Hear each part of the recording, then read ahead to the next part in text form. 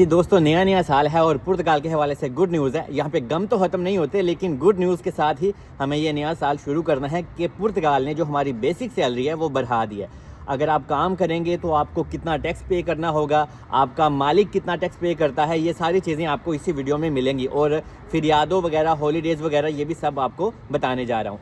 सबसे पहले आज 3 जनवरी है और आप सबको मेरी तरफ से हैप्पी न्यू ईयर। और अल्लाह करे यार इस नए साल में हम सब लोगों को, आप सब लोगों को खुशियां ही मिले, क्योंकि यहाँ पे काफ़ी ज़्यादा लोग ऐसे भी हैं जो अपने रेजिडेंस कार्ड का इंतज़ार कर रहे हैं। तो मेरी दुआ है जल्दी जल्दी आपको टीआरसी कार्ड मिले और इसके ऊपर मैं नेक्स्ट वीडियो अभी पोस्ट करने वाला हूँ। एनीवे, फ़िलहाल ये टॉपिक है कि भाई पुर्तगाल की जो बेसिक सैलरी, आपको बताता चलूँ 2025 में ये हमारी बेसिक सैलरी थी 870 यूरो। तो पुर्तगाल हमेशा हर साल 50-60 यूरो बढ़ा देता है। तो इस दफ़ा भी पुर्तगाल ने ऐसा ही किया कि 50-60 यूरो इन्होंने बढ़ा दिए हैं और अभी हमारी जो बेसिक सैलरी होगी वो 920 यूरो हमको मिला करेगी। और पुर्तगाल ने कुछ दिन पहले दिसंबर में ये भी नारा मारा था कि हम सैलरी पुर्तगाल में 1200-1300 यूरो भी करेंगे, लेकिन एनीवे ये हमें दिखाते कुछ और है और करते कुछ और हैं। लेकिन फिर भी थोड़ी सी सैलरी आपकी बढ़ गई है। अभी आप अगर काम करेंगे या अगर आप पहले से काम कर रहे हो तो ऑटोमेटिकली जनाब आपको नए लॉ के हिसाब से ही सैलरी मिलेगी। और अगर आप नए काम पे जाते हो, आपको कोई जॉब मिलती है, तो आपका जो बेसिक कॉन्ट्रैक्ट होगा वो 920 यूरो का ही लगेगा। इससे नीचे अगर कोई इंसान आपको कॉन्ट्रैक्ट देता है तो वो लॉ के अगेंस्ट है, तो आप कंप्लेन भी कर सकते हो। लेकिन 920 यूरो आपको हर हाल में मिलेगा। लेकिन अगर आप कुछ अच्छी कंपनीज़ में काम करते हो, जैसे कि मैं करता हूँ, और आपको वहाँ पे, या अगर आप कॉल सेंटर में करते हो, तो वहाँ पे आपको जो आपका वर्क कॉन्ट्रैक्ट होता है उसके ऊपर 1050 यूरो आपकी सैलरी होती है। मतलब कि डिपेंड करता है कंपनी के ऊपर।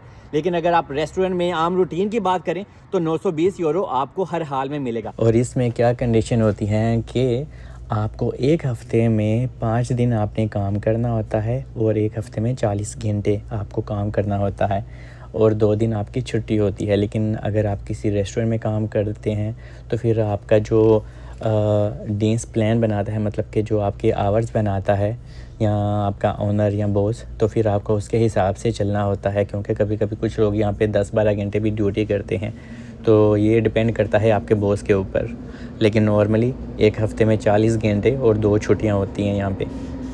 अभी सवाल ये है कि इसमें आप कितना टैक्स पे करेंगे और आपका जो मालिक है वो कितना टैक्स पे करेगा।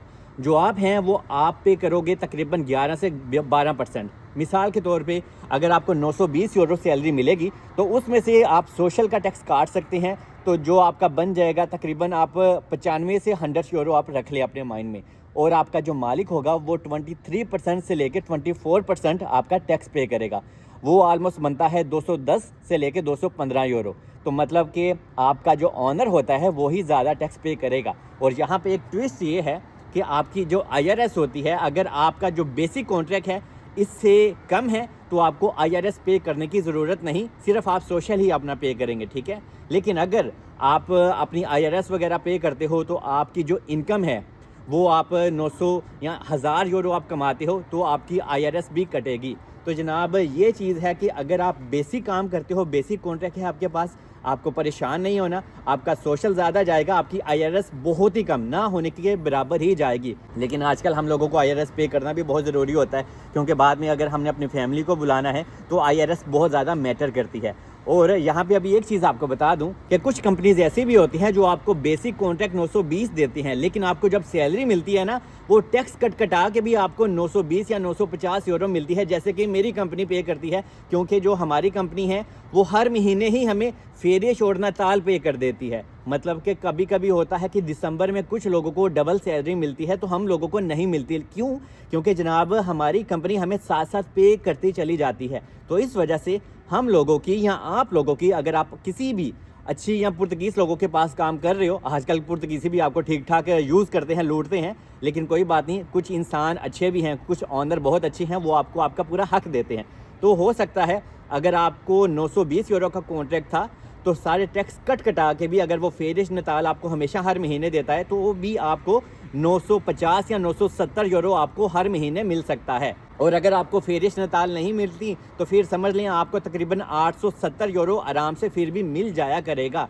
और आपको दिसंबर के एंड में थोड़ी सी एक्स्ट्रा सैलरी भी मिलती है। तो ये सारी कंडीशन थी जो कि आपको मैंने बता दिया। तो ये थी छोटी सी गुड न्यूज़ कि पुर्तगाल में अभी हम लोगों को जो कॉन्ट्रैक्ट मिलेगा वो 920 यूरो का ही मिलेगा, लेकिन ये बहुत ही फिर भी कम है, क्योंकि यार यहाँ पे एक्सपेंस बहुत ज़्यादा है। यहाँ पे हमारे अपार्टमेंट्स के रेंट इतने हैं और सैलरी हमारी इतनी है, मतलब कि नीचे है। तो यहाँ पे चेक एंड बैलेंस नहीं है, लेकिन आने वाले दिनों में हो सकता है कि कोई ना कोई गवर्नमेंट इसके ऊपर अमल दरामद करे, क्योंकि यार ये 900 क्या 1200 यूरो में भी यहाँ पे गुजारा एक इंसान का तो हो जाता है, लेकिन अगर कोई इंसान फैमिली के साथ है तो उसका यहाँ पे गुजारा 1200 यूरो में भी बहुत मुश्किल होता है, क्योंकि यहाँ पे अपार्टमेंट्स के रेंट्स बहुत ज़्यादा हैं। कोई बात नहीं, फ़िलहाल हमें 50-60 यूरो ही मिले हैं, तो इन्ना दिन आलू तुम लोग गुजारा करें। बाकी आई लव यू ऑल, और फिर से आप लोगों को मेरी तरफ से जितने भी इंडियन, पाकिस्तान, नेपाल, बांग्लादेश के लोग हैं, सबको प्यार मुबारक और सबको नया साल भी मुबारक। Stay blessed.